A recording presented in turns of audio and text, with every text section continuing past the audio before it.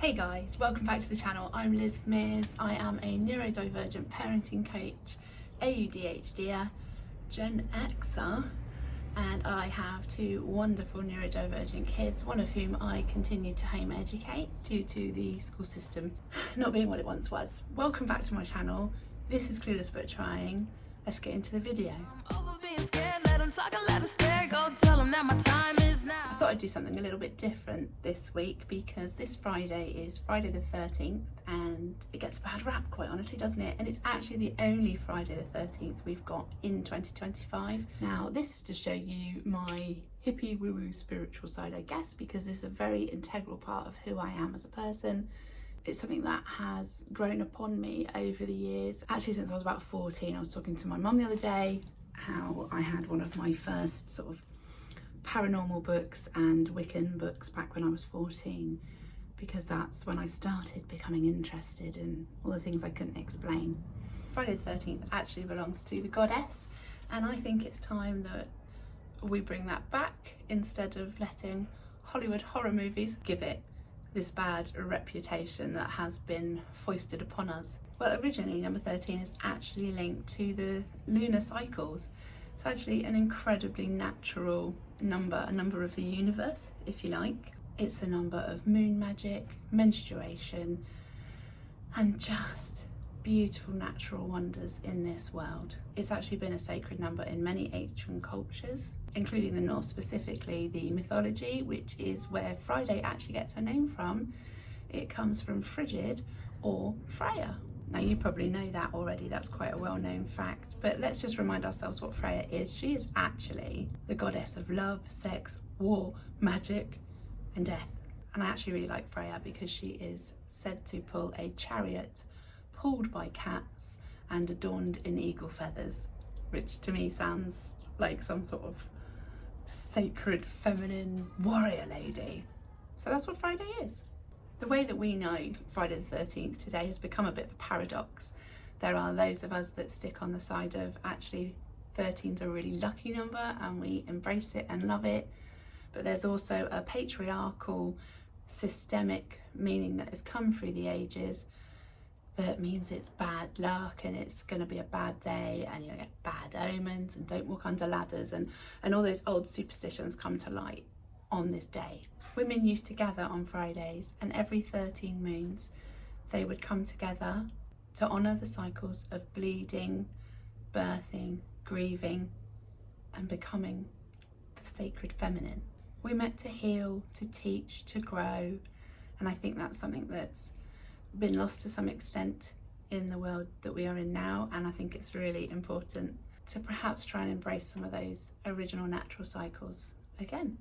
There are many reasons why Friday the 13th has been deemed a bad luck day going forwards, and I'm not about to go into all of them now, but I think everybody understands the connotations of the bad luck day, Friday the 13th, even if it's, you know, just by horror movies. But how about we take some of that power back, just like our ancestors did? Is that I want to give you 13 different rituals, techniques, ideas for how you can celebrate Friday the 13th in a much more optimistic, positive fashion and harness the unique energies of the day to aid you going forward in your life. Here's 13 ways to reclaim Friday the 13th.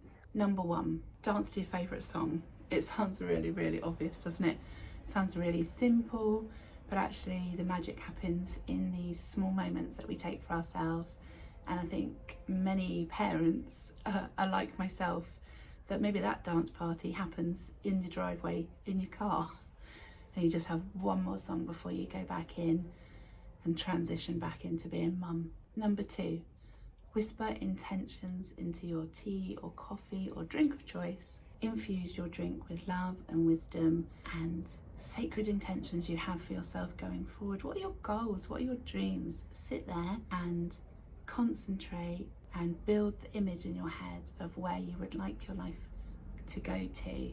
What are you going to take with you? What would you let go by the wayside? It doesn't have to take very long. I realise that we're all busy parents, and actually I managed to do this morning within about a minute with my cup of coffee, so it doesn't need to take long. It just allows you to ground back into yourself. Number 3, Make taking a shower sacred, or a bath, whatever your preference is. I'm a shower girl. Let the water rush over you and picture it washing away all the nonsense and the noise that you don't. Yeah, it's not going to fix the problem, but it is going to make you feel better in the moment for a while. And it's those little glimmers in life that keep us going. Number 4, take a walk in nature, or just sit in nature like I am when I'm recording this. Notice 13 things you love around you about nature. My top one is going to be colour.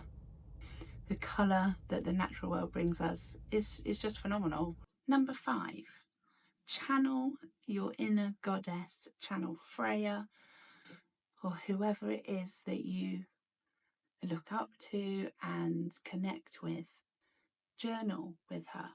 You can do this by simply asking her a question. For instance, am I on the right path? Am I doing okay? And then just let yourself have a stream of consciousness. Let whatever comes out of the pen come out the pen. It doesn't have to make any sense whatsoever. But I do think you'll find that when you allow yourself to sit and write without hindrance, just for a few minutes, you will suddenly find that your inner knowing and source is actually giving you a really good answer. Number 6, do 13 repetitions of a movement. Now that could be getting up and dancing and doing some steps. It could be that you are going to go for a walk for 13 minutes. Whatever it is, remind yourself of your strength, how your body moves, that you are alive and you are powerful. And now obviously I realise that movement comes in different ways for different people. We all inhabit different bodies. Do something that fits you and your body. Number 7, take 13 deep breaths. To concentrate on our breathing is to really become aligned and grounded back in our souls and our bodies. I think particularly as neurodivergent folks, we can become so overstimulated and overwhelmed that breathing, the sanctity of breathing and how intrinsically our body does it naturally, is one of the most simplest and wonderful ways to calm our nervous systems down.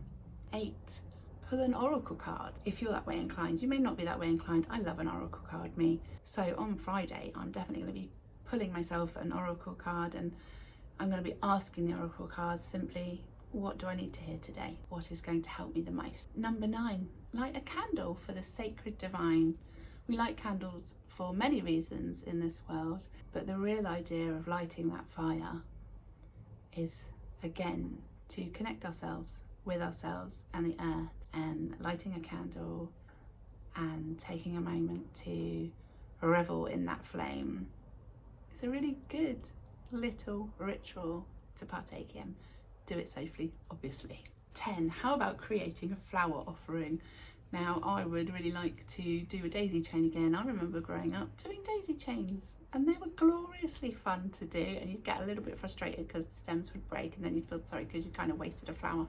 But create a flower crown, and it doesn't have to be from real flowers. It can be from, you know, if you've got some faux flowers lying around, or even doodling a flower crown. That would be a wonderful way to invoke the spirit of Freya and Friday the 13th in this wonderful pre-summer solstice time.